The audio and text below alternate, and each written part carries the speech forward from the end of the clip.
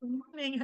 How are you? This is Dr. Brenda Shoshana Eshin back with another little talk in our talks about simple solutions in a complex world. Good morning, Happy New Year, a new start, a new day, a new breath. We don't pay attention to very simple things because they seem like they're not that important. They happen all the time. We breathe in, we breathe out, we wake up, we have our breakfast. It's these simple moments and activities that are so vital. Without them, we might not be able to be alive. Taking the next breath, we take it for granted. We take everything for granted. Well, of course, I'm breathing in, I'm breathing out. The morning is coming, the night will be here. So what's new? So what's new? We want something new, exciting, different, meaningful. Meaningful. That word comes up a lot, as if taking the next breath is not meaningful. It's not important. As if life itself is just ordinary. It might be ordinary, it might be familiar, it might be natural, but it doesn't mean that it's not important, vital, crucial, and good. It's good. There's so many beautiful things that happen that we completely ignore. We don't say thank you for the next breath. If we did that, somebody would say, "You've got to be crazy. What's the matter with you?" Now, in the practice or the program of simple solutions or simple activities in a seemingly complex world, the next breath is very, very, very meaningful, so-called important, beautiful. It's good. And this comes from a teaching, all of this, and that has many, many, many, many, many parts to it. And one very important statement in it is something that goes like this: taste and see that life is good. Now that's very beautiful. Life is good. And immediately you'll hear about all the awful things that are happening in your life, in your body, in the politics, whatever. There's always stories of woe to tell. And I'm not underestimating these stories of woe. Believe me, I'm not. I'm not. But I'm saying that when we counterbalance them and become aware and focused on the way that life is good, nourishing, healing, life-giving, are the beautiful moments, then those tales of woe and the difficulties begin to be put into a larger perspective. The intensity subsides, and an appropriate action, it comes by itself. That's inevitable. Because the more we fight with these difficult times and people and situations, the more we reject it and focus on it and hate it, the worse it gets. And that's true. The worse it gets, the situation gets, the worse we feel, and the more confused and complicated everything becomes.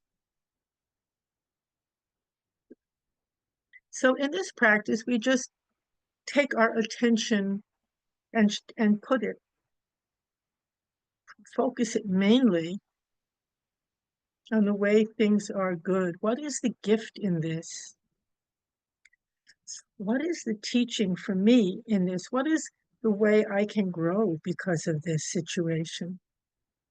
Immediately, that puts it in another perspective. What is a new perspective? Simple solutions. And they're usually very simple because they're here all the time. There are many, many, many ways to approach our life. And one of the most beautiful ways is to see, not to look for the good or to create the good in our mind, but to actually be present. It says, taste and see that life is good. So it doesn't say figure it out. It doesn't say think about it all day. It doesn't say fight and come to the conclusion. It says taste and see. I love that. We know how to taste. We get an apple, we eat it up. I like apples. That's good. We digest the food. We take in the nourishment and we let go of the waste. That's a natural process. We taste our breakfast, our lunch, our dinner. We eat it up. We don't try to figure it out. How is my digestion going to work here? What is it going to do? We trust that we'll eat the food, we'll taste the food, and it will be digested. We will receive nourishment. We will discard the waste. We will receive strength to move along. That's very beautiful, just that itself. Well, let's also taste life in the same way. Taste it, eat it up, which means don't reject it, don't figure it out. Taste it, absorb it. See, taste it for yourself. This part's sweet, this part's bitter. Just taste it. You don't have to reject it or judge it. Taste it, eat it up. And then you will naturally digest your life and be able to naturally absorb the nourishment and discard the waste. It'll happen naturally. And as you do so, not only will strength appear, but a really different perspective will come. And when something difficult emerges in your life, which it will, or it might, you will be so much more able to handle it appropriately and effectively too. Sometimes all that's required is a simple action. Usually that's all that's required. A change of perspective, not getting caught in the fray. Sometimes the right word that just comes by itself can diffuse so much conflict and so much suffering. But how, in order to allow that right word to come or the right action to come, we need to be in a different state of mind, not engaged in the same state of mind as the difficulty. We need to have a big perspective, and this will happen as we focus on other parts of our life, tasting our life, tasting our relationship, really tasting it, seeing what it, really feeling it. What's it really like? There might be a lot of good stuff happening that you're not even aware of. Usually that's true. A lot of beautiful moments just pass us by. How sad.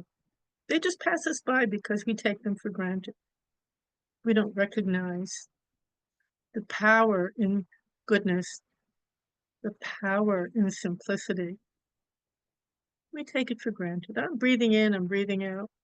No, each breath is incredible and mysterious too, because where is it coming from? Where is it going to? Who's breathing? Us.